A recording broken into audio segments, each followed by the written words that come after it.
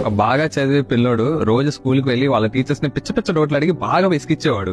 చివరికి ఆ టీచర్స్ అందరూ బాగా విసిగెత్తిపోయి ఆ పిల్లోడితో ఒక లెటర్ రాసి, ఇది లెటర్ డైరెక్ట్ గా వెళ్లి మీ అమ్మకి ఇవ్వు, ఇంకా నువ్వు ఓపెన్ చేయొద్దు అంటాడు. సరే అని వాళ్ళ అమ్మకి దగ్గరికి డైరెక్ట్ గా వెళ్లి ఇస్తాడు ఆ లెటర్.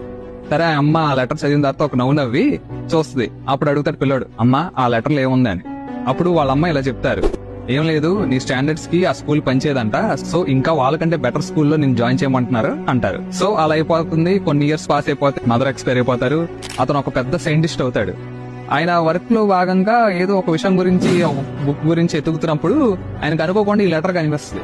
ఈ లెటర్ కనిపించినప్పుడు ఏంటా, అప్పుడు ఆయన చిన్నప్పుడు సంఘటన గుర్తొస్తుంది.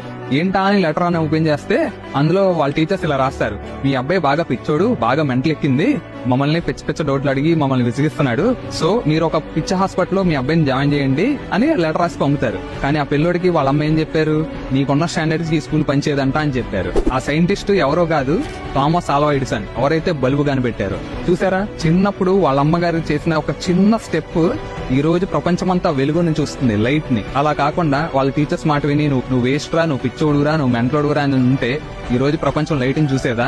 సో చూసారా, మనం ఎంకరేజ్ చేయకపోయినా పర్లేదు కానీ డిస్కరేజ్ మాత్రం చేయకూడదు. సో వీలైనంత వరకు మీరు ఎవరికైనా చిన్న ఎంకరేజ్మెంట్ తో స్టార్ట్ చేయండి. సో వాళ్ళు ఖచ్చితంగా సక్సెస్ అవుతారు.